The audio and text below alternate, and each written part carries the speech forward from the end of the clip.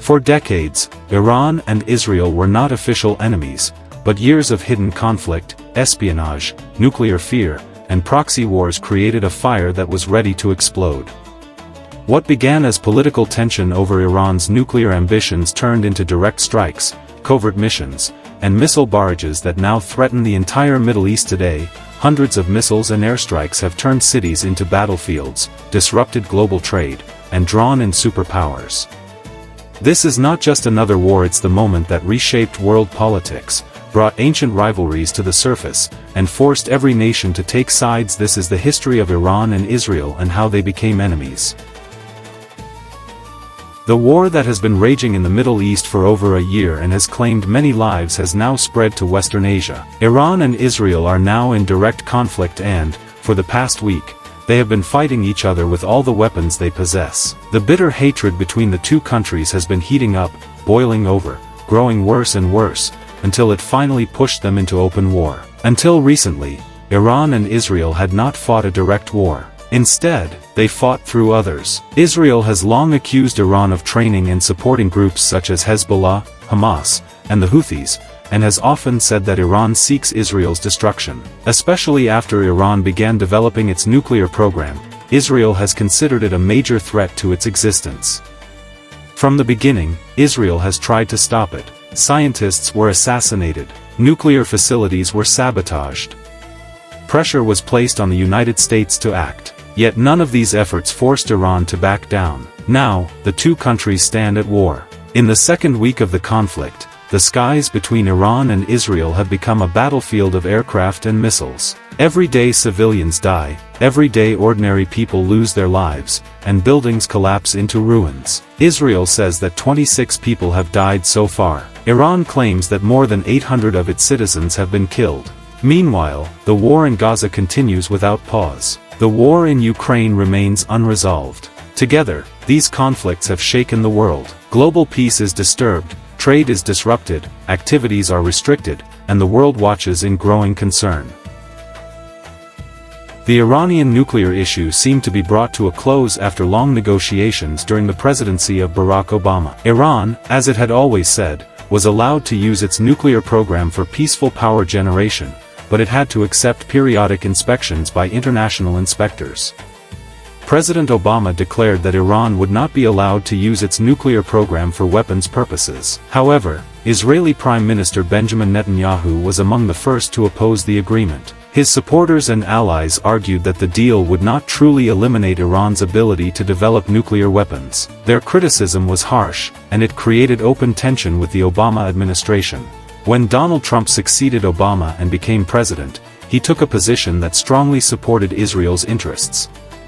He called the deal with Iran one-sided and unacceptable, and demanded that a new agreement be made. This decision was welcomed by Israel. Trump also recognized Jerusalem as the capital of Israel and acknowledged Israeli sovereignty over the Golan Heights, territory Israel had captured from Syria. These decisions angered many countries around the world. But Netanyahu continued to praise Trump, calling him an unmatched leader on the global stage.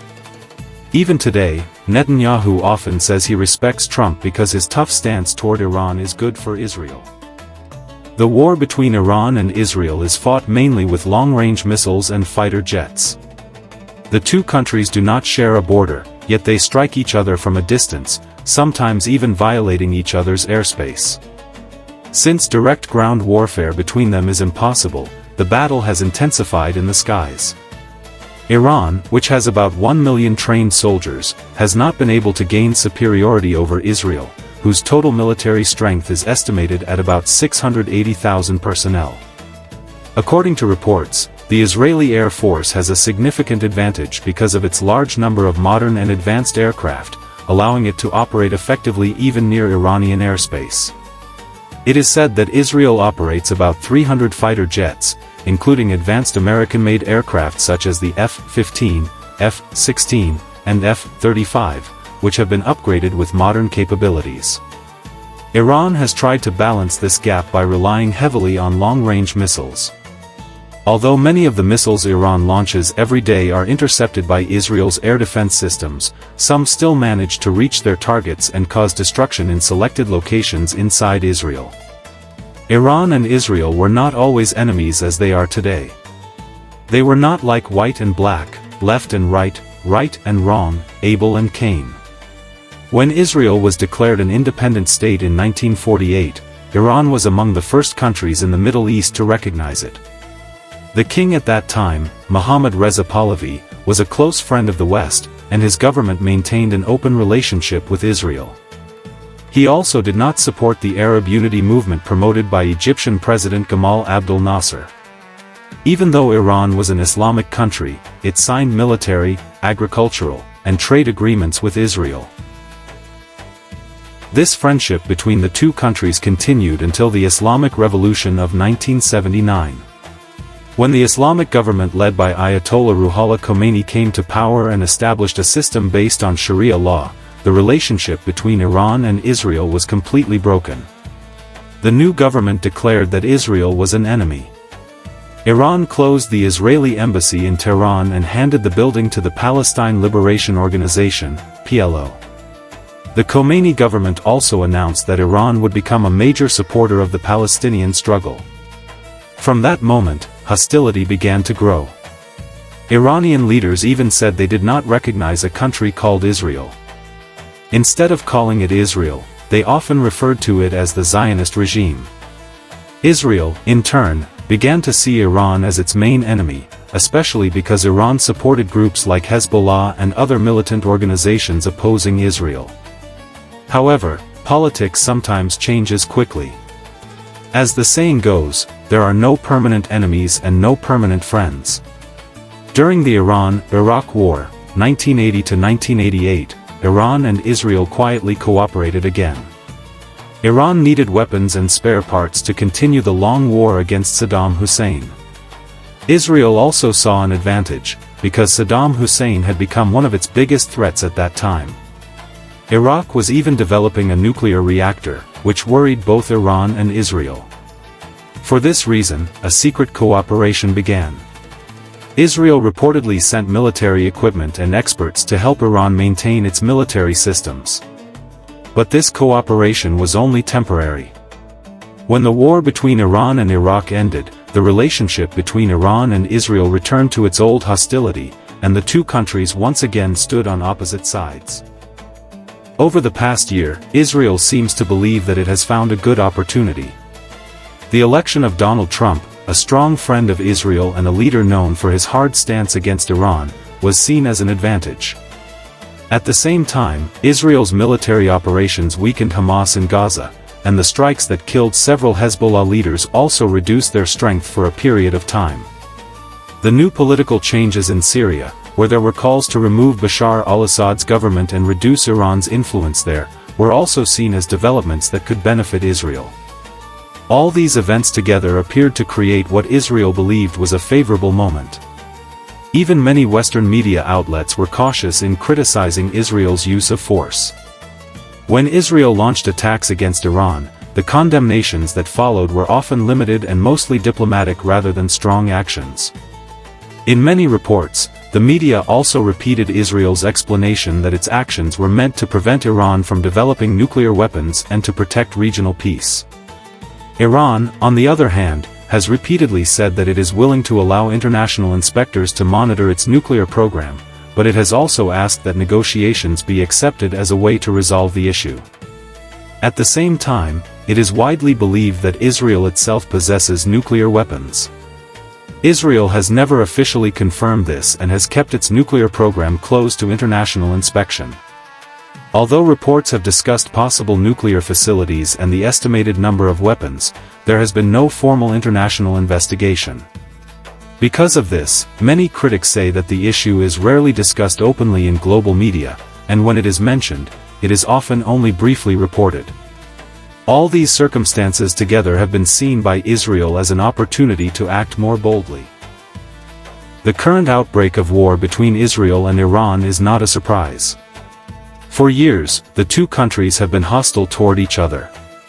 It is true that both sides have used trained spies and modern technology to uncover each other's secrets, but the present conflict shows that Israel may have achieved greater success in intelligence operations. Israel has expanded its spy network inside Iran and carried out many covert actions, often linked to information gathered by Mossad, Israel's intelligence agency. For years, Mossad has been accused of targeting Iranian nuclear scientists. Several scientists connected to Iran's nuclear program were killed in mysterious attacks. Among them were Masoud Ali Mohammadi and Mustafa Ahmadi Roshan. The assassination of Mohsen Fakhrizadeh was considered one of the most serious blows to Iran's nuclear program. Fakhrizadeh was not only a nuclear scientist but also a key coordinator of the country's nuclear activities. Despite heavy protection, attackers managed to track him and kill him near Tehran. The operation shocked Iran's security establishment. None of the attackers were immediately captured, raising serious questions about how the operation was carried out. The fact that several scientists were targeted over the years showed the extent of the intelligence struggle between the two countries. More recently, the killing of Hamas leader Ismail Haniyeh during a visit to Tehran also caused shock. Israel has often said that its enemies cannot hide anywhere, and such operations are seen by many as proof of that message. Reports suggested that the attackers knew detailed information about the building where he was staying, including the exact room where he was located. However, it was not clearly confirmed whether those responsible were captured. Iran did not release many details about the investigation, and only rumors circulated that some officials had been questioned. All these incidents have shown how intense the intelligence battle between Iran and Israel has become. Many analysts believe that the presence of informants and spies inside the system could be one of the reasons such operations have been possible. The June 6 raids clearly showed how much Mossad knew about Iran's most guarded secrets and how deeply it had penetrated the country. According to some reports, Mossad had already placed spies inside Tehran. It had also positioned drones that could be used to strike specific targets when needed. Their main mission was to disable Iranian air defense systems. Drones launched near Iranian military installations targeted radar stations and anti-aircraft systems. Israeli operatives had already gathered detailed information about the locations of these defenses and their radar systems. After Iran's air defenses were weakened, about 200 Israeli fighter jets reportedly crossed toward Iranian territory through Jordanian and Syrian airspace. With Iran's defenses reduced, the aircraft were able to strike their targets repeatedly with little resistance. Hundreds of targets were attacked, including facilities connected to the nuclear program and uranium enrichment. Among the locations mentioned in reports were Natanz, Iraq, and Bushehr, along with other military sites. Israeli aircraft also targeted radar stations, air defense zones, military production facilities, ballistic missile systems, and surface-to-air missile batteries. The strikes began early in the morning and continued for hours. For Israel, the results were considered successful because Iran's air defenses were unable to respond effectively. During the same attacks, Israeli forces also targeted senior military commanders and nuclear scientists. Mossad had reportedly spent years studying the movements and secret locations of important Iranian officials and scientists. Several high-ranking military leaders were reportedly killed in the strikes, including senior commanders of the Iranian Armed Forces and the Islamic Revolutionary Guard Corps, IRGC. One commander who had recently been appointed to replace a previous leader was also killed in another strike only days after taking office. Despite the scale of the operation, there were few confirmed reports of Israeli aircraft being shot down, whether during the first wave of about 200 jets or during later flights over Iranian territory. These events raised serious concerns inside Iran. Some observers argued that the attacks showed how closely Iran's enemies were watching its military system. Iranian authorities announced that several suspects had been arrested as part of investigations into possible intelligence leaks. At the same time, tensions increased as leaders exchanged threats. Some reports even suggested discussions about targeting top political figures, although such statements were widely condemned internationally. Israel has also been accused in the past of carrying out cyber attacks against Iran. One well-known example involved a cyber operation that disrupted parts of Iran's nuclear program by damaging computer systems used in uranium enrichment. Despite the Israeli attacks, Iran has not weakened its fighting capacity. The missiles it has fired at Israel in recent days continue to pose a constant threat. The Israeli port city of Tel Aviv, along with other cities, has been hit by a hail of missiles. Buildings have been destroyed, civilians have died, and the port of Tel Aviv, which handles 50% of Israel's trade, has been temporarily put out of service. Iran has only paused its missile strikes when Israel stops its air raids. Its nuclear facilities remain largely intact because most are located underground. Some experts believe that the missiles and bombs Israel is using cannot penetrate deep enough to reach these subterranean bases built under mountains and soil. Iran may also have moved parts of its program to hidden locations, meaning the Israeli airstrikes have not disrupted its nuclear ambitions. However, Iran remains wary of American intervention, since the United States possesses weapons capable of destroying underground nuclear facilities. The GBU-57A bomb, weighing 1,230 kilograms, is said to penetrate the ground up to 60 meters. Iran has built its underground facilities, such as Fordow, deep inside mountains, making them resistant to conventional bombs. The GBU-57A is considered the only weapon capable of hitting these bases, carrying enormous explosive power and potentially causing massive destruction. Israel does not have such a bomb and has not requested the United States to use it, at least not yet. President Donald Trump reportedly said it would take 2 weeks to decide whether the United States should intervene in the conflict. It appears Iran is signaling that it may comply with negotiations within this 2-week window, but if not, analysts speculate that Tehran is prepared to resist, unwilling to let foreign powers dictate the course of the war. It is still difficult to say for sure whether President Trump will allow the United States to destroy Iran's underground nuclear facility. But the messages he has been sending on X page and Twitter since the war began show clearly where his heart lies, with Israel. He has made no effort to hide the fact that Israel launched its attack on Iran with American permission. When the war began, he stated openly that of course the United States knew the attack would happen, but that American forces were not directly involved. He added that this was Iran's last chance to negotiate, and even posted on X page that it would be better to surrender, without even mentioning his name. As the Israeli airstrikes intensified, he urged the people of Tehran to leave the targeted areas. Throughout all this, he has never criticized Israel. He has even ignored its illegal actions and the killing of innocent civilians. At the G7 summit in Canada, both countries hesitated to sign a document proposing a ceasefire. They quickly cancelled the meeting and returned to their countries. French President Emmanuel Macron denied that Trump had returned to discuss the ceasefire, saying, "I did not return to discuss the ceasefire, but because I have other work to do." Macron, often criticized by his opponents, added, "I know Macron, but he likes to talk about things he does not fully understand." Trump is trying to pressure Iran into agreeing peacefully. Of course, Iran has said it wants to start talks, but Trump insists that Iran accept a nuclear deal by any means necessary. It is doubtful that Iran will accept such conditions. How can negotiations succeed with Trump holding a bomb in one hand and a white handkerchief in the other? For now, there is little Iran can do.